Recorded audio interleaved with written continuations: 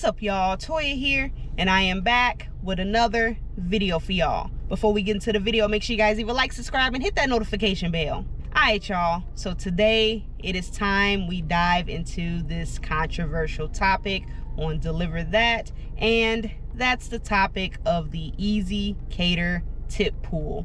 A handful of people love it and a lot more people hate it. So we need to do a deep dive and discuss why is the Easy Cater tip pool such a huge topic of conversation, and decide whether or not it's actually a good idea to do tip pool or if it's just a waste of time and it's screwing drivers over. Now, before I get into it, let me give you guys a brief breakdown on what the Easy Cater tip pool is, just in case you're unfamiliar with it. So the catering platform DeliverThat, they have a few different order types that you can choose from. So two of the order types, orders that are direct from the restaurant and orders from the catering partner Olo, those orders allow the driver to keep 100% of the tip. Now, the other delivery type, that is going to be Easy Cater. And Easy Cater is probably one of the more popular catering partners out there. So what DeliverThat does with Easy Cater orders is for all of the tips that come in for Easy Cater orders, they put those tips into a pot or a pool. And once all of the Easy Cater orders are completed, they will take that pool of tips and divide it evenly amongst all of the drivers that completed Easy Cater orders. So in simple terms, if you got a smaller order, maybe $250 worth of food, you're gonna go and get the same tip as somebody that did a delivery for $800 or $900 worth of food. You're both gonna receive the same tip amount. Now, while yes, the overall pay with the delivery commission, if there's any incentives or adjustments, all of that, that's gonna vary by order, but the tip itself is going to remain the same across all of those orders for that day. Now, right off the bat, I think a lot of people can already see that there's an issue with this, right? Why is somebody gonna get paid the same amount in tip money that did all of this extra work? They had to go up the stairs and lay all this stuff out, had to jump through hoops and all of this. And this other person who may or may not have needed to do a setup, they're gonna receive the same amount of money in tip money. That doesn't seem too fair, does it? Well, here's the way that I see it. I am going to take orders that I think is worth it for myself. So if it happens to be an Easy Cater order, or if it's direct from the restaurant, whatever it may be, if that payout, if it looks good to me, I'm gonna go ahead and take it. So how much that I'm not getting paid shouldn't really matter to me, because I'm taking that job in the first place. And again, I know some people might say, well, what about, those really large orders? If you got sent a huge order and it's Easy Cater, are you gonna go ahead and take that? Well, probably not, to be quite honest, because I actually did have a very large order sent to me at one point and I turned it down. There was an order of $1,100 worth of Subway. So yeah, an order of $1,000 worth of Subway, that's gonna be a lot of work that I'm gonna have to do. I don't know if we're talking about the boxes with the multiple sandwiches, or are they all gonna be individual sandwiches with the chips and the cookies and all of that.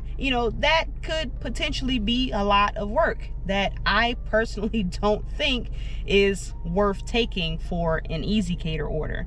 Now, on the other hand, I like to take those smaller orders that are Easy Cater orders because of two reasons. Because one, 9 times out of 10, they're gonna be some quick, simple orders. So orders that are like $200, maybe $300 worth of food, I don't mind taking it if it's Easy Cater. Most of the time, not all, of course, it's usually gonna be a simple in and out. The other reason is because some of these places are notorious for not tipping, and I have seen firsthand, because I have worked both on Delivered and DeliverThat. I've delivered to the same location on both platforms, and I am always paid more on DeliverThat because of the tip pool. Whereas if I went to that same location on Delivered, they ain't tipping. So it works out for me because I'm still getting my money's worth at the end of the day. Now again, I know some people may be upset because they're like, hey, you know, that money that you're getting on those orders, that technically belongs to the people who did the larger orders, the people who actually gave good tips. They are deserving of that pay. And I agree 100%. I really do. But I can see what they're trying to do. Could it be done in a better way? Definitely. I actually have an idea on how they could make it better, and I'll go ahead and get into that later. You know, I know some people might say, well, they're stealing tips, they're doing this, they're doing that. I don't know what's true, I don't know what's not true. I'm just going off of what information is in front of me at that time when that order is being sent to me. That is what I'm most concerned about at that time, okay? So if an order is sent to me, you know, it's $400 worth of food, okay, delivery commissions like $8 or $9, then I got tip pool, maybe I get some extra mileage commissions, stuff like that. Okay, I look at this order, potential payout between $35 to $42, something like that. Okay, is that a good payout to me? This is the mileage I have to drive, this is the restaurant I'm going to be dealing with. I make that decision based off of that information that is available at my fingertips. Now, really quick, I actually had this topic on my list of videos to record for a bit, but I also just happened to come across Pedro's video that he recently posted about his most recent DeliverThat experience. And I know he's only been on the platform for a couple months, you know, he's still learning everything, but the story that he told recently, you know, this is why I can understand why a lot of people are upset about the tip pool. And just to give a quick breakdown of what happened, he was just explaining how he was doing an Easy Cater order on DeliverThat, and it turned out that the customer had let him know that, hey, you know, I tipped you, I think he said $150, right? Obviously, knowing that this is Easy Cater, he's not getting $150 for a tip. He's gonna be getting like 20 something.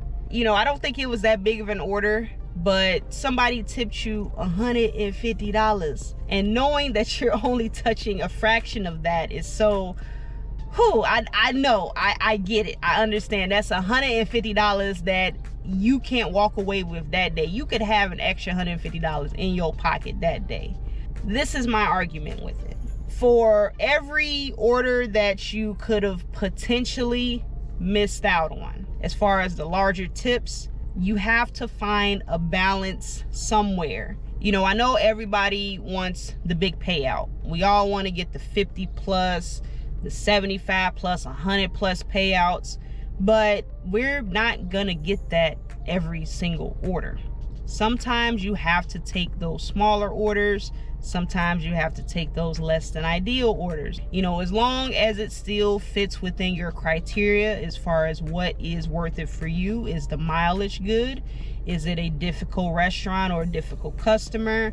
You know, how much work you're gonna have to do as far as setup or maybe no setup. You know, all of these factors play a part. But a lot of people get caught up in, like I said, wanting those larger orders, that they start to miss out on others. Like I said, I kind of see it as like balancing it out. If you're taking those smaller orders that technically probably either didn't tip, or the tip that they did leave probably would have been less than what you're getting from Easy Cater, all of that kind of starts to even out eventually. Sure, you missed out on that big payout here, but taking these orders, you made back another 10, made back another 20, made back another 15, and then before you know it, you, like I said, you pretty much evened out. If you're just taking large orders, all these Easy Cater orders that are large, and you're getting 20 something dollar tips, your payouts are always going to be 30, 40 bucks or whatever it may be, you're getting the short end of the stick there. But if you take advantage of the tip pool and use it in the way that I personally think that it was intended to be used, and take those orders where the tip pool is actually making up that difference in what you would have not received if it wasn't tip pool. Now, like I mentioned before, I definitely think the whole system could be a lot better. Personally, I think a way they could improve it is maybe if they did like a tier system. So I think the best way to go about doing it would be based off of the subtotal for the food. So let's just say orders that are like less than $300 or $400, that will be your lower tier. So your tip pool would be the current tip pool. You're gonna get roughly 20 something bucks in a tip for that order. And the next tier up would be up to maybe like $800 or $900 worth of food. And that tip pool might consist of maybe anywhere between 40, maybe $50 or $60, and that's split evenly amongst all of those drivers. And anything higher than that, 1,000 plus, you know, you're talking about maybe $80, $90 for the tip. And you know, maybe it scales up the higher it goes, because you know, there are some orders that are like $2,000-$3,000 worth of food, and it might be a single driver, it might be multiple, you know, just kind of scaling it up. Because yes, I definitely can agree that if you have a $1,500 Easy Cater order, you should not be getting the same tip amount as somebody that did a $200 order. I'm just saying, I completely understand that aspect of it, okay? More work definitely deserves more pay. You know, it could be something as simple as that. Obviously, another issue is going to be, what about the customers who do not want to include a tip? Well, you just make mandatory gratuity. So no matter what, you can expect 10% from that order. And some people might say, well, why don't they just do mandatory gratuity in general, and then every driver just gets 10% of that order? I mean, they could do that too. But you know, no system's perfect. I'm just throwing some stuff out there, okay? I'm throwing out ideas. So you know, I definitely understand what they're trying to do. You know, some people might still argue and say, well, they're actually stealing the tips, they're doing this, they're doing that, whatever. You know, until we have solid proof of that, you know, I'm not gonna go ahead and say that it's true. I'm not gonna say that it's false, but you're welcome to have your opinion about that.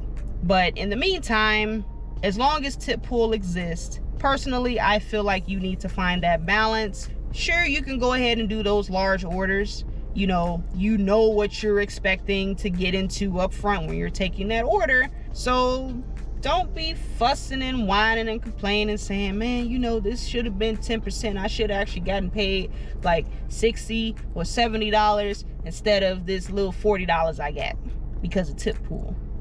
Well, you took the order. So there's really nothing that you should be complaining about, because you voluntarily took that order. The way I see it is, if you really dislike tip pool so much, just don't work on the platform. There's a lot of other catering platforms out there. Like I mentioned, I also work on Delivered. I've tried Zifty, that didn't work out for me. And I'm pretty sure there could be other local catering apps that you can look up in your market that may not be available everywhere. So yeah, you just have to make the best of it. As I've always said, you know, there's no perfect app. I'm just curious because, like I said, it's all about balance. Matter of fact, if you're able to, if you can go back and check all of your DeliverThat orders, if you happen to have screenshots or you can go through all your history, I want you to do a comparison. So let's just say you took the subtotal of all your deliveries, divided it by 10%. And that would have been the actual tip that you would have received. Tally all of that up. Let's just say do like 10 orders. You ain't got to do all your orders. Do 10 orders. Add all of that up and then get the difference between that amount and the amount that you actually got paid from the Easy Cater tips. And see if it's higher or if it's lower. If you're getting paid higher with tip pool versus what you would have gotten from those orders, then I think you're doing pretty well for yourself. You're actually using the system as it's meant to be used. But if you're on the lower side, then hey, you might have to go ahead and make some adjustments there and start taking some smaller orders, man. Don't be getting so prideful that you're like, I can't take these $30, $40 orders. I'm looking for those big payouts. Come on, humble yourself a little bit. It's okay to take those small orders. Ain't nothing wrong with that. But yeah, I'm actually kind of curious because I'm going to go ahead and do that myself, and I'll post my numbers on screen as far as my last 10 deliveries. I'll do my last 10 deliveries and I'll see what the difference is between how much I'm making or technically losing from the tip pool. And yeah, we'll go from there. I'm going to go ahead and leave it at that.